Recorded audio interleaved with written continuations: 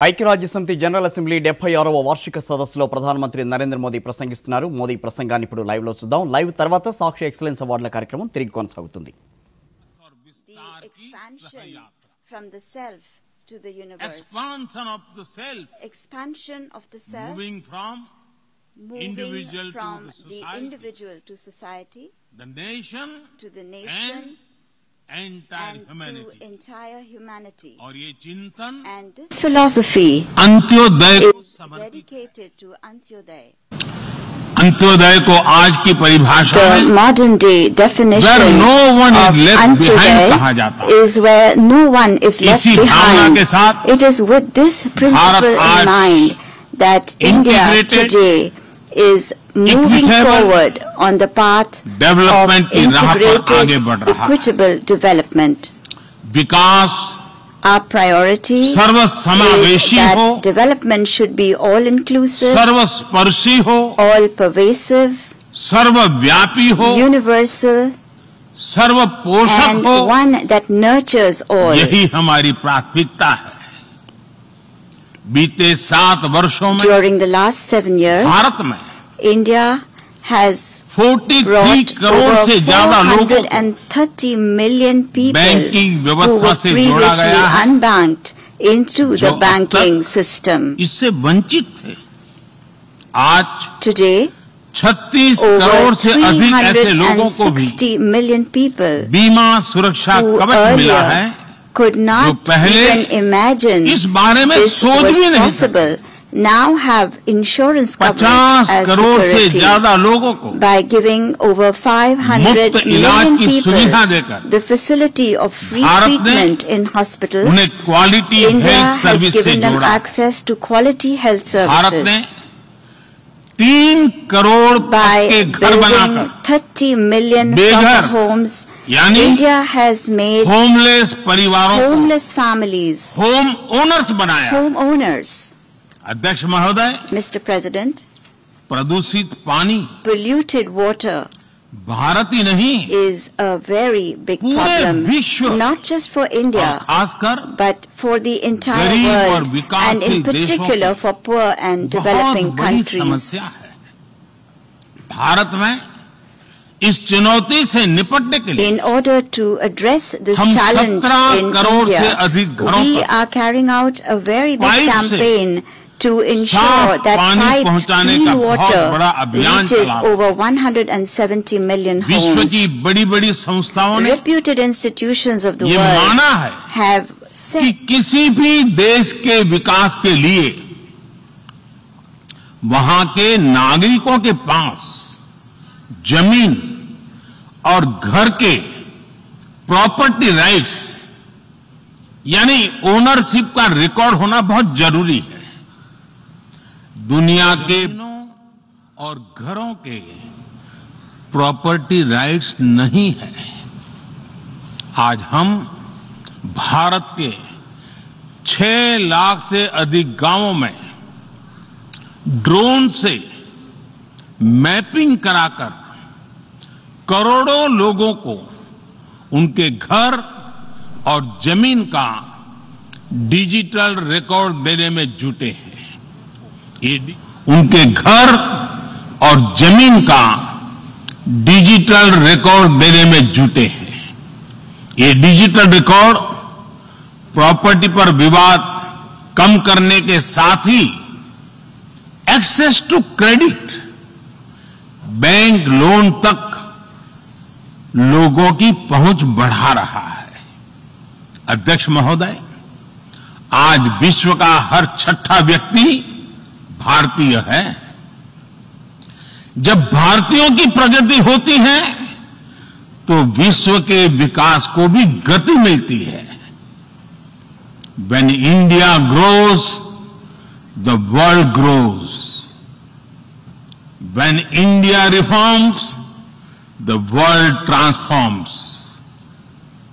भारत में हो रहे साइंस और टेक्नोलॉजी आधारित इनोवेशंस विश्व की बहुत मदद कर सकते हैं. हमारे टेक सॉल्यूशंस का स्केल और उनकी कम लागत दोनों अतुलनीय है।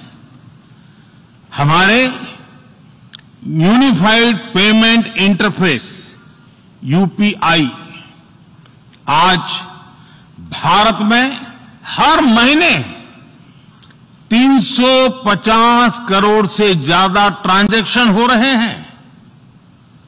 भारत का वैक्सीन डिलीवरी प्लेटफॉर्म कोविन एक ही दिन में करोड़ों वैक्सीन डोज लगाने के लिए डिजिटल सपोर्ट दे रहा है। अध्यक्ष महोदय, सेवा परमो धर्मः, सेवा परमो धर्मः को जीने वाला भारत सीमित संसाधनों के बावजूद भी वैक्सीनेशन डेवलपमेंट और मैन्युफैक्चरिंग में जी जान से जुटा है। मैं यूएनजीए को ये जानकारी देना चाहता हूं कि भारत ने दुनिया की पहली डीएनए वैक्सीन विकसित कर ली है, जिसे 12 साल की आयु से ज्यादा के सभी लोगों को लगाया जा सकता है। एक और mRNA वैक्सीन अपने डेवलपमेंट के आखिरी चरण में है। भारत के वैज्ञानिक कोरोना की एक नेजल वैक्सीन के निर्माण में भी जुटे हैं।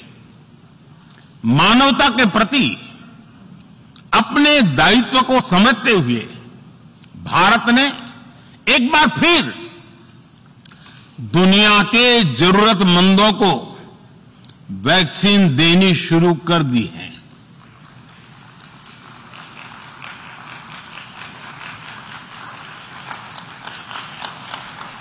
मैं आज दुनिया भर के वैक्सीन मैन्युफैक्चरर्स को भी आमंत्रित करता हूं,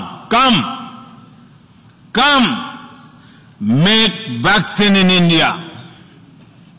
अध्यक्ष महोदय, आज हम सब जानते हैं कि मानव जीवन में टेक्नोलॉजी का कितना महत्व है, लेकिन बदलते हुए विश्व में टेक्नोलॉजी विथ डेमोक्रेटिक वैल्यूज, ये सुनिश्चित करना भी आवश्यक है। भारतीय मूल के डॉक्टर्स, इनोवेटर्स, इंजीनियर्स, मैनेजर्स किसी भी देश में रहें, हमारे लोकतांत्रिक मूल्य उन्हें मानवता की सेवा में जुटे रहने की प्रेरणा देते रहते हैं। और ये हमने इस कोरोना काल में भी देखा है। अध्यक्ष महोदय, कोरोना महामारी ने विश्व को यह भी सबक दिया है कि वैश्विक अर्थव्यवस्था को अब और अधिक डाइवर्सिफाई किया जाए। इसके लिए ग्लोबल वैल्यू चेन्स का विस्तार आवश्यक है। हमारा आत्मनिर्भर भारत अभियान इसी भावना से प्रेरित है। ग्लोबल इंडस्ट्रियल डाइवर्सिफिकेशन के लिए भारत विश्व का एक लोकतांत्रिक और भरोसेमंद पार्टनर बन रहा है। और इस अभियान में भारत ने इकोनॉमी और इकोलॉजी दोनों में बेहतर संतुलन स्थापित किया है। बड़े और विकसित देशों की तुलना में क्लाइमेट एक्शन को लेकर भारत के प्रयासों को देखकर आप सभी को निश्चित ही गर्व होगा। आज भारत बहुत तेजी के साथ 450 गीगावाट रिन्यूएबल एनर्जी के लक्ष्य की तरफ बढ़ रहा है। हम भारत को दुनिया का सबसे बड़ा ग्रीन हाइड्रोजन हब बनाने के अभियान में भी जुट गए हैं। अध्यक्ष महोदय, हमें अपनी आने वाली पीढ़ियों को जवाब देना है कि जब फैसले लेने का समय था, तब जिन पर विश्व को दिशा देने का दायित्व था, वो क्या कर रहे थे।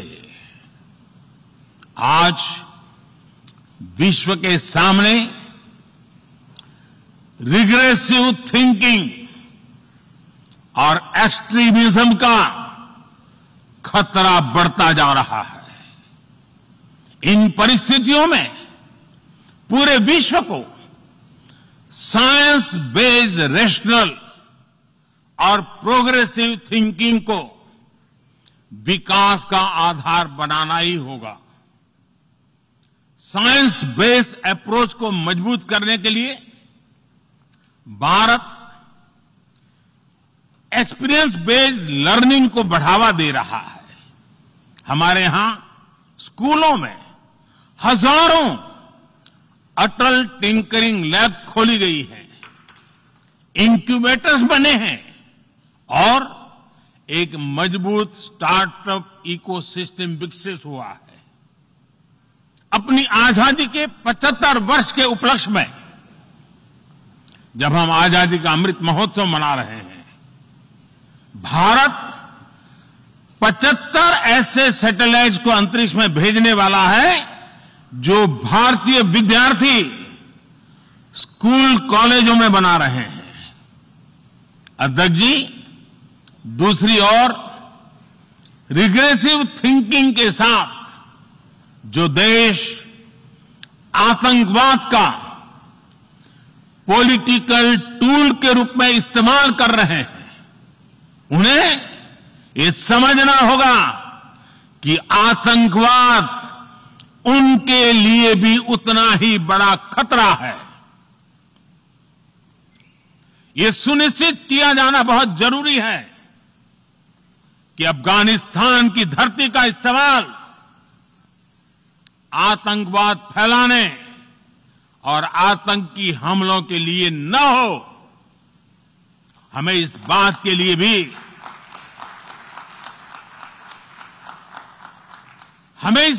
लिए भी सतर्क रहना होगा कि वहां की नाजुक स्थितियों का कोई देश अपने स्वार्थ के लिए एक टूल की तरह इस्तेमाल करने की कोशिश न करें।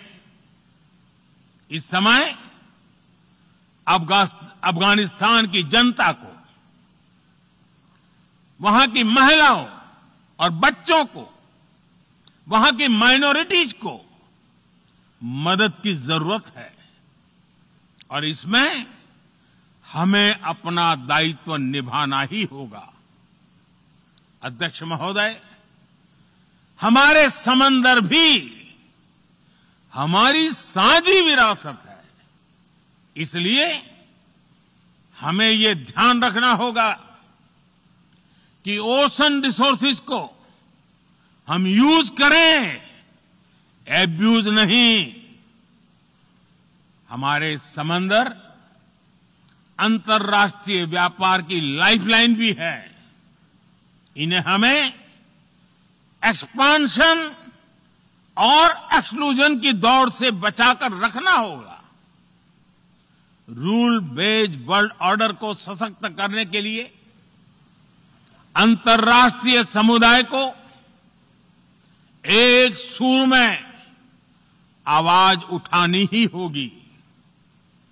सुरक्षा परिषद में भारत की प्रेसिडेंसी के दौरान बनी विस्तृत सहमति विश्व को मैरीटाइम सिक्योरिटी के विषय में आगे बढ़ने का मार्ग दिखाती है। अध्यक्ष महोदय, भारत के महान कूटनीतिज्ञ आचार्य चाणक्य ने सदियों पहले कहा था, कालाति क्रमात् काल एव फलम पिबती। जब सही समय पर सही कार्य नहीं किया जाता तो समय ही उस कार्य की सफलता को समाप्त कर देता है। संयुक्त राष्ट्र को खुद को प्रासंगिक बनाए रखना है तो उसे अपनी इफेक्टिवनेस को सुधारना होगा, रिलायबिलिटी को बढ़ाना होगा। यूएन पर आज कई तरह के सवाल खड़े हो रहे हैं। इन सवाल को हमने क्लाइमेट क्राइसिस में देखा है, कोविड के दौरान देखा है, दुनिया के कई हिस्सों में चल रही प्रॉक्सी वॉर, आतंकवाद और अभी अफगानिस्तान के संकट ने इन सवालों को और गहरा कर दिया है। कोविड के ओरिजिन के संदर्भ में और ease of doing business ranking को लेकर वैश्विक गवर्नेंस से जुड़ी संस्थाओं ने दशकों के परिश्रम से बनी अपनी विश्वसनीयता को नुकसान पहुंचाया है। ये आवश्यक है कि हम यूएन को ग्लोबल ऑर्डर, ग्लोबल लॉज और ग्लोबल वैल्यूज के संरक्षण के लिए निरंतर सुदृढ़ करें। मैं नोबेल पुरस्कार विजेता गुरुदेव रविंद्रनाथ टैगोर जी के शब्दों के साथ अपनी बात समाप्त कर रहा हूं। शुभो कर्मोपोथे, शुभो कर्मोपोथे, धोरो निर्भयो गान, सौब दुर्बल सौन्योष होक अवसान।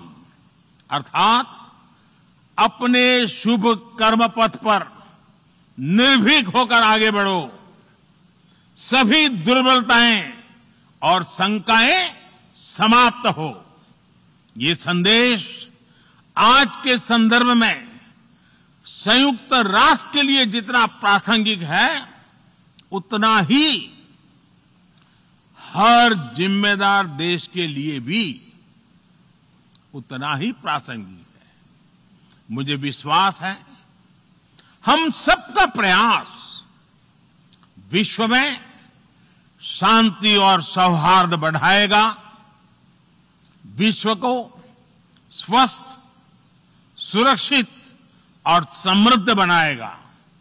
इन्हीं शुभकामनाओं के साथ बहुत बहुत धन्यवाद। नमस्कार।